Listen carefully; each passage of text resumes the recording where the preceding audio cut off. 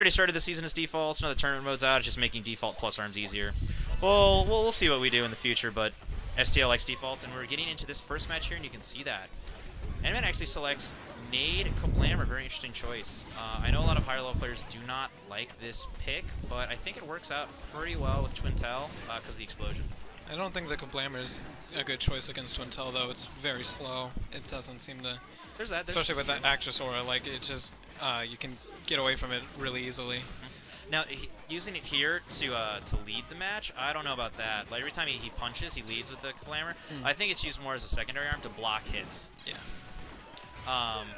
But you know, it's I think in the future, I think if N-Man starts to adapt to it, like I see him here, leading with Nade, following with Kablammer, I think it's a really solid choice. Just depends on what the Twintel's running. Seeing the space from long range, honestly, N-Man should be working to try and keep distance a little bit. I think defensive brass works really well against Twintel and defaults. Not to say that aggressive doesn't, but I think defensive can just work out super well. Like we see right there. Hold shield, wait for a good chance to throw nade, and then just pop through that Actress Aura with it. Ooh.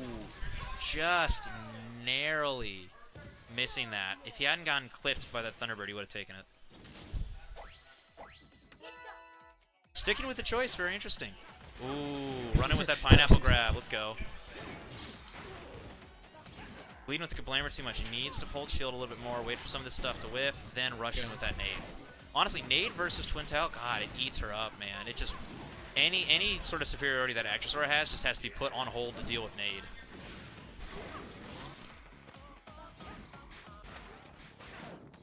He's trying to use the Kablammer like a dragon. It's not working very well for him. Yeah. Oop. Oh, almost got that good damage at the end. That would have been like 350. These nades are doing so much work. Switch to double nade. As for N-Man, for Luna-Gabs, first choice for N-Man, chill is questionable, but if you want a glove to keep up sometimes with nade, it's pretty alright. You just need to make sure you time it perfectly. Woo! Pure skill. Well, I just realized that Luna went Twintel. I forgot that. An interesting choice. Yeah, no, he's been secondarying Twintel as well for probably longer than he has other characters like Coil. And I was about to say there at the end, that was a really good exchange where he managed to not get his arms broken, not actually get knocked down off the arms break, but unfortunately he popped Rush instinctively, and it just was not the time for it. Chiller Pressure's doing pretty alright. It's not bad. I'm not sure N-Man knows how to deal with it as max brass yet. Ooh. His movement is fairly crisp, though. That's the one thing I've always said about N-Man, is that his movement is so good. That's how he makes default Min-Min looks just so good. He's got movement. Like I played with a few Japanese players and they're all about movement, but honestly, some of those Min-Min just did not move like him. I honestly think N-Man could do better over there than he could here. Ooh! Bad choice to pop Rush there. This comeback mode gonna do wonders here as we get down to the last health bar for Twintel. And he catches him. Gonna get all that damage. Eat that up. That was some good aerial movement by Luna-Gabs, but he just committed to a few too many things while Max Brass had Rush. Honestly, you need to keep Twintel a little bit more on the ground, unless you're trying to bait out Rush, because her movement in the air is tricky. And even then, if you're mixing it up, it's switching back to his comfort. Oh, Luna-Gabs switch back to Ribbon Girl. I think this is what N-Man wants. I don't know. I think he should have switched with stayed with Twintel.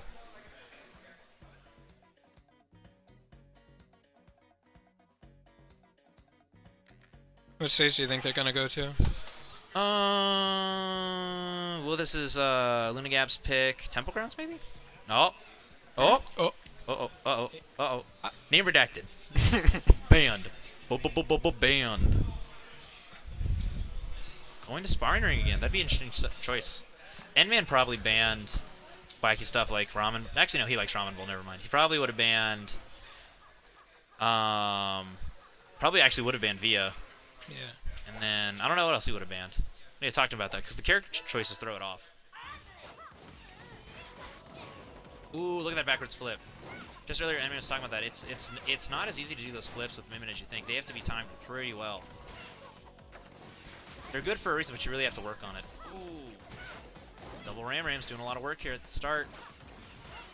I do like Luna-Gabs' choice of selecting Sparky Slap, though. I think Slap will go a long way to cutting off a Min-Min's movement.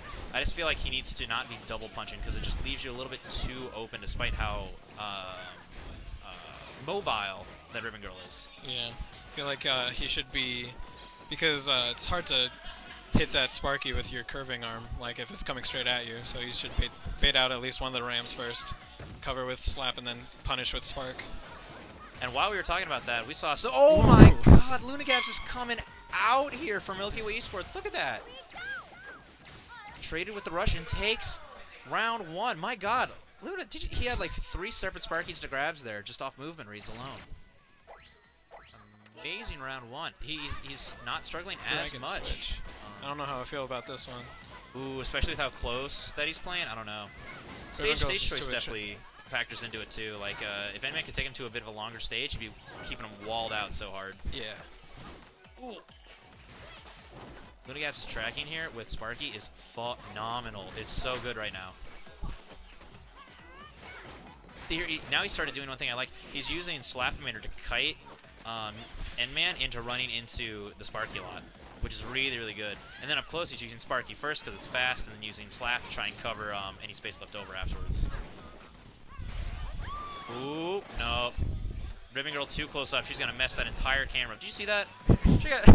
She turned that whole camera like at 180 degrees. Ooh, these grabs in neutral are delicious. He's good. He's doing a good job of getting out of this corner pressure at least, but that slap confirmed. That was an iffy one. I don't know about that. That one is so inconsistent for confirming into rush, but I think Luna-Gabs is recognizing that he's holding onto his rush a little bit too long. You just want to try to pop it, put on some more pressure. If anything, he gets shield damage off, you know. God, look at these exchanges up close. They're going back and forth. He's finally got the distance he needs, but I don't know how long he's going to keep it. Yeah, you're right. N-Man is closing, not N-Man. Luna-Gabs is closing that distance on N-Man. N-Man needs to use his rush here and effectively in order to stay in this game. Oh, dang, just dodged it, just barely. Incredible play coming out here from Luna-Gabs. We got a little crowd out here watching, people we've never seen before.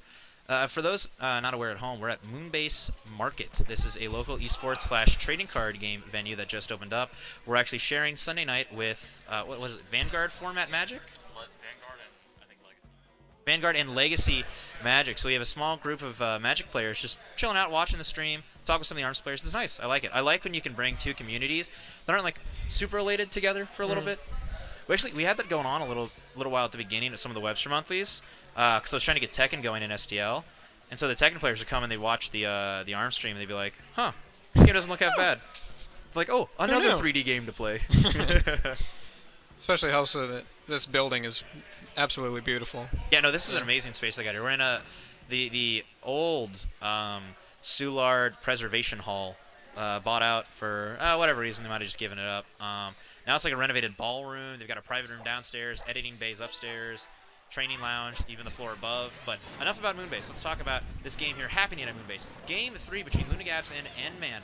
Luna-Gabs giving us a great showing in Game 2, and we see N-Man continue to stick with Min-Min and taking him to Buster Beach, no less. This is iffy choice. It's still a pretty tight-knit stage, and what he needed in the last game was room to breathe. And then on top of that, we got the Dragon pick. I just don't know. This N-Man's a great player, don't get me wrong, but maybe the height difference is what he's looking for. I'm not sure. It's one of those things where you watch a top player make a questionable choice and you're like, what are they doing? On paper, that's wrong. And then they do something wacky like and you look at what's happening right now. It's working. It's working. It's absolutely working for whatever reason. Ooh. This movement is insane. Look at that. Did you see Dragon flipped all the way around? It's like staring down the barrel of your own gun.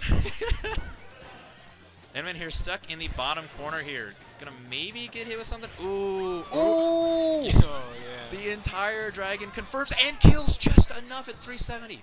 Phenomenal place for N-Man. Yeah. Commentators, wrong. N-Man, correct.